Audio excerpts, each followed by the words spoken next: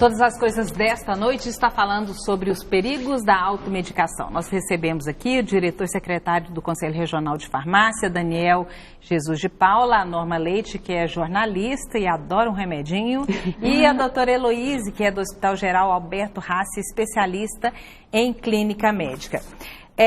Doutora, o que fazer na situação que eu coloquei no final do último bloco? A pessoa está passando mal, ela tem dificuldade de procurar um médico, fica com dor, o que faz? Aí entra naquilo que ele estava falando, né? Existem sintomas que não são recorrentes, né? Que a gente pode usar os medicamentos isentos de prescrição. Só que depende da pessoa, né? Tem pessoas que já usam uma quantidade de medicamento grande, já tem problemas de saúde prévios, e essas pessoas, até esses medicamentos ocasionais, podem ter interferência na saúde dela. Mas esse problema é um problema muito grande, né? Porque as pessoas teriam que ter acesso com mais facilidade ao serviço de saúde. Porque pode acontecer, por exemplo, uma cefaleia ser um tumor, né? A dor, por exemplo, a dor é um alarme para a gente, a febre é um alarme, né? De que tem alguma coisa errada. Se a gente continua usando medicamento e não investiga, a gente pode ter problemas muito mais sérios, né, lá para frente. Então, assim, nos preocupa muito o não acesso a esse serviço de saúde, porque muitas pessoas vão não saber o que está acontecendo com elas, mascarar sintomas, interferir no organismo delas sem saber, né? E às vezes, a hora que chega para a gente numa unidade de terapia intensiva, a gente já não tem muito mais o que fazer. Isso é muito preocupante. A gente estava falando a questão de compartilhar remédio, né? Cada organismo reage de um jeito, né? Às vezes o Alegra D é bom, alivia um pouco dos sintomas da rinite, mas para outra pessoa pode ter um efeito diferente, doutor? Pode ter efeito colateral, a sensibilidade é individual, né? Eu acho que a gente parte cada vez mais por uma medicina mais personalizada, né? Para cada pessoa. A gente ainda vê, né, que os remédios são remédios que têm uma dosagem fixa, mas isso tende a mudar, porque a gente vê que tem pessoas que são super sensíveis à medicação, tem outras pessoas que precisam de uma dose muito maior para poder fazer efeito. Então, isso, eu acredito que ao longo do tempo a gente vai tendo coisas mais personalizadas, né? Porque hoje em dia é complicado. Tem gente que você pode usar um remédio de uma dose que não é super dosagem, ter efeitos colaterais graves, né? Doutor, deixa eu fazer um papel aqui de advogado do diabo, que é um argumento que eu já ouvi de uma pessoa que gosta muito de tomar remédio, falou assim: você acha que o médico que ficou comigo 10 minutos sabe mais do que eu preciso, do que eu que já estou acostumado com a minha doença? Por exemplo, você colocou que dentro da pessoa, ela precisa de uma dosagem diferente, uma consulta, que é uma crítica de muitas pessoas que se automedicam, ou uma justificativa para a automedicação, que fala, não, ele ficou nem 10 minutos comigo, ele não ouviu tudo que eu tinha que dizer e já me passou um remédio. Eu acho que a primeira coisa, ouvir o paciente é a coisa mais importante que existe, né? O paciente pode te dar dados, assim, essenciais para você conseguir manejar o que ele está sentindo. Mas a gente não concordo com a consulta de 10 minutos, mas a gente vê muitos casos, né? A gente tem experiência. Então, tem assim, conhecimento também. É claro que a pessoa se conhece, mas pra gente a visão é diferente, né? A gente já viu vários casos, a gente sabe das interações, a gente, né? Por mais que a pessoa tenha que falar pra gente muita coisa, né? Porque às vezes as pessoas não falam de doenças prévias, não falam de todos os medicamentos que estão usando, então fica difícil. Eu acho que a primeira coisa é você conseguir escutar e a pessoa está disposta a falar o que está acontecendo com ela. As pessoas gostam de falar isso, né? Eu tenho diabetes há tantos anos, eu que sei me tratar.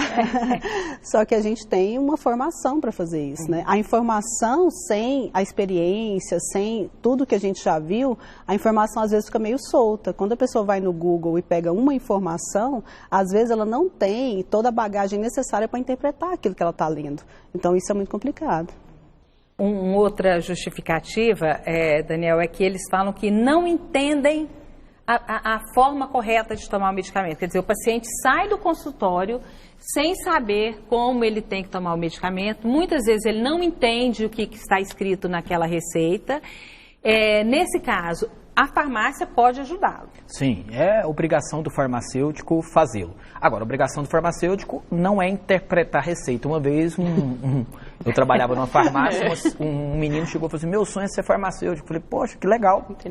Por quê? Ele falou assim, eu queria saber como é que vocês conseguem entender essa letra. Ele pensou que tinha uma disciplina na faculdade, interpretação de receita médica. Não tem. Tá? Infelizmente, não tem. Aí a experiência, às vezes dá um risco, falar isso não pode, né? É a obrigação, né, do médico e é um direito do consumidor ter a sua receita legível. Então, a prescrição médica não é um documento do farmacêutico da farmácia interpretar. O farmacêutico adora isso porque parece que dá um poder para ele. O médico também gosta porque dá um poder para ele escrever muito rápido e fazer uma consulta de 10 minutos. Não existe uma consulta decente com 10 minutos, não tem como você saber uma história clínica prévia. A doutora está perfeita, não existe essa história de consulta de 10 minutos. E a farmácia também, ela não tem essa atribuição de ler a receita. Então, existem algumas campanhas, e o Conselho vai fazer uma campanha nesse sentido, para tentar conscientizar, em parceria mesmo com o Conselho de Medicina, né, conscientizar os médicos e os pacientes do direito de entender a receita. Lá na receita, existem algumas informações que precisam ter dosagem, né, modo de uso, né, o tempo que se deve usar, o horário ideal. E o farmacêutico, ele deve e ele tem informação para auxiliar nesse sentido, para explicar. Então, às vezes, a receita tem todas as informações, mas às vezes precisa de uma explicação, uma didática que o farmacêutico vai fazer. Teve dúvida, procura o farmacêutico. E se o farmacêutico tiver dúvida, ele tem a liberdade, e os médicos nos ajudam muito, são muito parceiros nisso, de receber um telefonema e explicar, né, de maneira plausível ou de maneira técnica, para que o farmacêutico passe essa informação de maneira segura para o paciente. E ler a bula? Porque eu leio muito bula de remédio. Não teve um médico que me... Você lê e continua usando, tá? Eu leio a bula para saber. Aí eu fui questionar o médico, né? Ele me passou um medicamento, aí eu fui questionar ele. Ele falou assim, mas você lê bula de remédio? Não pode. Não, ler pode, mas questionar o médico. Eu falei, doutor, você passa o remédio para mim. Ele falou, mas você foi ler bula? O problema é que existe uma coisa que eu falo que muito do efeito é a sua ação. Mais um pouco, ou até às vezes bastante, é a sugestão. Você pode notar que quando você lê a bula, eu falo que existe um efeito que chama efeito placebo colateral da bula. A pessoa está tomando medicamento, está obedecendo a terapia médica, está tudo lindo. E um dia ela lê a bula nesse sentido. Principalmente pessoas que têm um certo nível de sugestão hipocondríaca. Nada a ver. Não, é uma questão. Aí começa a ler, esse medicamento pode causar cefaleia. Aí não está lembrando o que é cefaleia, põe no Google, cefaleia. A hora que descobre que cefaleia é dor de cabeça, eu estou sentindo. Agora. Gastalgia, solta o intestino.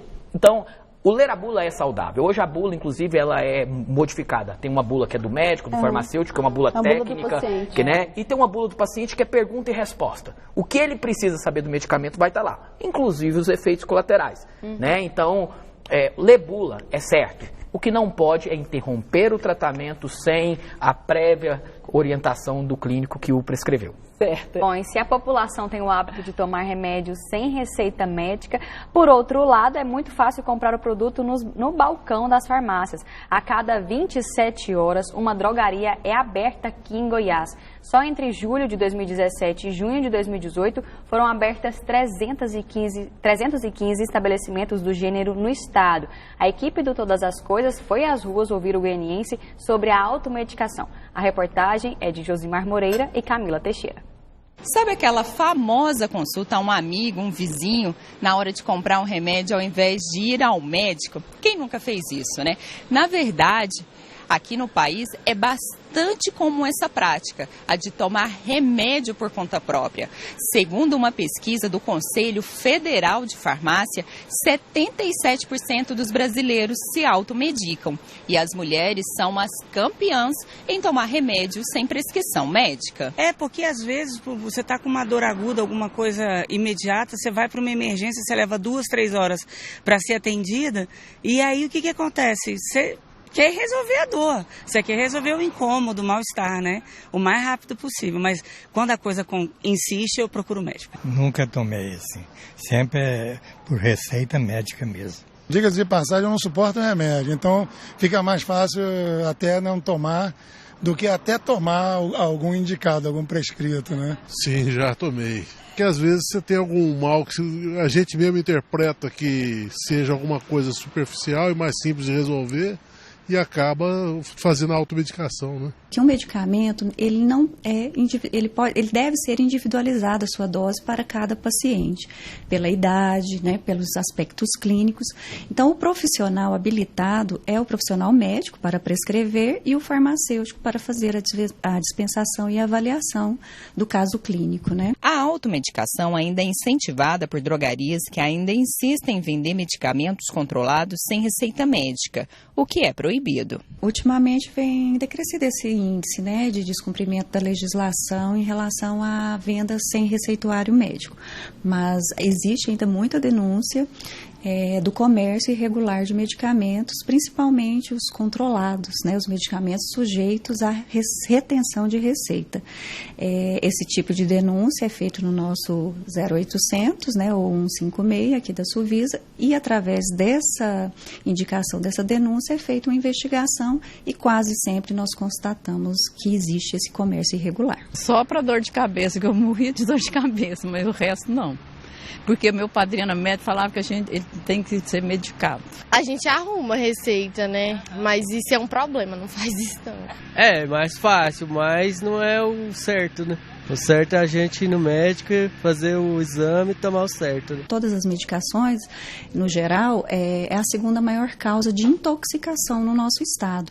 Seja pela facilidade do acesso no comércio, né, nas drogarias, ou seja pela falta do cuidado, do manejo do medicamento no âmbito das casas, dos domicílios, né? O fácil acesso às crianças, os idosos. Depende da doença, né? As medicações corriqueiras, uma dor de cabeça,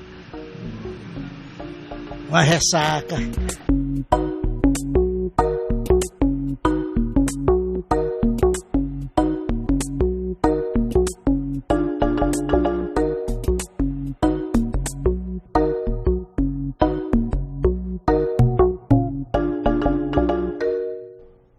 A Maria Cecília, que a gente ouviu falando aí, ela é farmacêutica. O nosso caractere saiu errado. A gente tem algumas participações aqui. A Cidinha está falando que é farmacêutica, que gostaria de parabenizar todos os farmacêuticos e que é uma linda profissão, que ama trabalhar nisso. A gente também tem uma pergunta da Lorena. E quando não tem um farmacêutico na farmácia? Aqui perto de casa, os farmacêuticos sempre estão fora. O que fazer? Você deve denunciar e reivindicar seu direito, né? Você pode entrar, tem no site do CRFGO, tá? E tem denuncie. Você vai denunciar essa farmácia, o departamento de fiscalização vai a essa farmácia observar o que está acontecendo. Essa farmácia deverá ser autuada, né? Se ela não contratou farmacêutico, ela deve ser autuada e ela deve ser multada nas formas da lei. Uma coisa interessante que eu vi na reportagem abre muito estabelecimento e da mesma forma que abre, se fecha muito estabelecimento. Hoje o Conselho Regional de Farmácia tem um movimento muito grande, porque é um trabalho árduo, é fiscalizar esses vários estabelecimentos, né? Hoje o Conselho tem um bom, né, departamento de fiscalização, inclusive com plantões de madrugada, finais de semana, né, e dioturnamente, de maneira sistemática, tem fiscalizado. Mas um instrumento muito poderoso, né, para o Conselho de Farmácia e para o consumidor é a denúncia. Eu acho que o maior interessado na presença do farmacêutico na farmácia é o próprio consumidor. Então, se o consumidor se sente lesado nesse sentido, ele deve sim denunciar o Conselho de Farmácia e até mesmo a Superintendência de Vigilância Sanitária. É a lei, né, a manutenção do farmacêutico na farmácia, e um bom farmacêutico faz a diferença na vida da pessoa.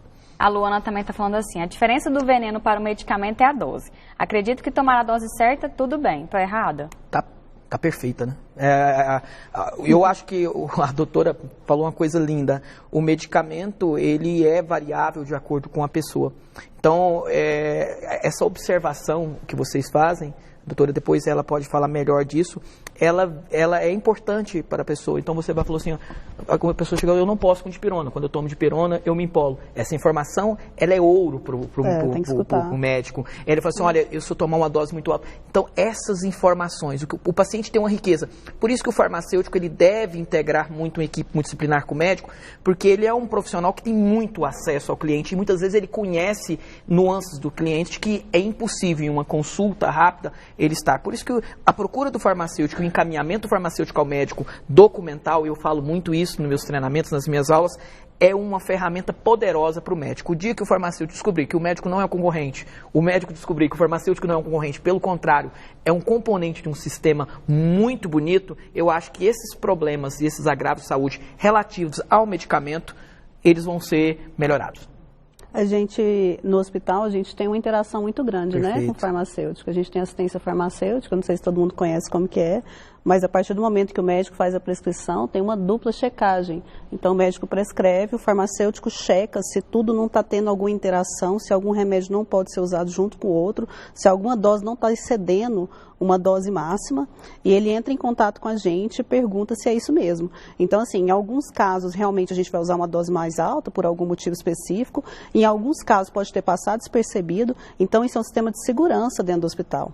Então, assim, o médico e o farmacêutico trabalham junto o tempo inteiro. Ó, dilui nesse diluente, faz isso, não usa esse remédio junto com esse, e eu acho que essa interação que a gente tem no hospital, ela tem que ser expandida para o paciente ambulatorial, né? Que a gente tem uma dificuldade maior nessa interação. A gente tem muito isso em farmácia de manipulação, então a gente consegue ter um acesso melhor, porque a gente tem contato direto com o farmacêutico. Mas nas farmácias que não são de manipulação, a gente tem uma dificuldade maior. Mas eu acho que isso tem que ser cada vez mais aproximado, esses dois profissionais, né? Porque faz muito bem para o paciente. Ter duas pessoas olhando por ele é melhor do que ter uma, né? Ô Norma, existe um grupo de pessoas que não gosta de saber que vai sobrar medicamento. Por exemplo, está tomando um xarope ali, toma 5 dias, melhorou, você se encaixa nesse grupo? Do que sobra o medicamento? Não, só falta mais um pouquinho, vou tomar, mesmo que já tenha acabado o tempo de Às vezes, né? Às vezes, assim, se for pouquinho, eu prefiro terminar, ou então eu fico feliz também. Mais tarde. Coisa de guardar para mais tarde. Para outra oportunidade. Uma vaga desbarra da precisão. Ou indicar para alguma vizinha ou as visitas. Aí eu penso, Zé, eu estou aqui no papel mais para contribuir, mas o que acontece? O médico me passa um medicamento e fala, olha, tem que ser de marca. Eu chego lá na farmácia e o preço, a diferença de preço, aí eu queria que você respondesse, né, o Daniel, ela é muito grande, né, de marca para o genérico, né, às vezes o médico, eu tenho 2 médicos que eles falam, não, tem que ser só de marca, eu queria que você falasse, tem que ser de marca? Pode ser genérico? Os 2 falassem sobre isso. A Carminha, ela é especialista em deixar a gente em saia justa também, O médico, ele pode, sim, a recomendação, a receita é um atributo médico, é um ato médico. E o farmacêutico, ele pode também fazer intercambiabilidade pela lei, né? O medicamento genérico, ele foi elaborado e ele foi estabelecido porque o tempo de patente desse medicamento de marca se expirou, então ele foi feito uma série de estudos, né, comprovando a sua biodisponibilidade e bioequivalência. Mas algumas entidades farmacêuticas, alguns tratamentos, eu vou dar um exemplo clássico, tratamento para o hipotireoidismo, os medicamentos para a tireoide. Eles têm uma diferença e uma margem que é interessante que não se mude, né, a marca. Então, às vezes, quando você faz genérico, você tem uma marca, um X, uma marca, mesmo que há uma variação muito pequena, essa variação pode ser importante no somatório. Então, às vezes, o médico, até pela integralidade terapêutica, às vezes no histórico de falha que ele observou, ele vai recomendar uma marca X que é da confiança dele. Não quer dizer que o medicamento, quando você fala, o medicamento genérico não presta, essa palavra não existe. Né? Nós temos um sistema de vigilância e quem atesta se o medicamento é bom ou ruim são os estudos, né, relacionados à Anvisa, é o seu registro sanitário. O médico não tem nem não teria nem a informação necessária para isso apenas de olhar o medicamento. Né? Então, mas ele pode recomendar pela experiência clínica para aquele cliente. Então, por isso que se o médico recomendou uma marca X, né, que se obedeça à receita médica. Mas se não houve nenhuma observação, é atributo do farmacêutico fazer a intercambiabilidade de acordo, né, com o acesso ao medicamento. Às vezes é muito melhor ele ter acesso ao medicamento genérico do que não ter acesso ao medicamento. A diferença pode gerar 70% aí do custo, que poderia ser o quê? A diferença entre você conseguir fazer terapia ou não. Então, o genérico, no Brasil, é uma realidade que ainda precisa aumentar. Países como os Estados Unidos, 70% dos medicamentos são de denominação genérica. No Brasil, nós temos aí uma média de 40%. Nós temos aí uma margem para crescer o genérico. Mas o genérico no Brasil hoje é muito diferente do genérico no Brasil há 10 anos atrás. Somente o médico mais antigo, às vezes ele tinha aquele preconceito dos medicamentos porque não tinha uma legislação tão robusta. Hoje, graças a Deus, graças a estudos, e graças a uma Anvisa muito atuante, nosso medicamento tem níveis internacionais de regulação e uma boa qualidade, inclusive dos laboratórios nacionais. Certo, nós vamos chamar mais um intervalo comercial, daqui a pouco a gente volta com mais participações de telespectadores e eu vou perguntar para a doutora, para ela responder logo que a gente voltar, quais os sintomas de uma automedicação ou de uma intoxicação em razão da automedicação? Já já a gente volta.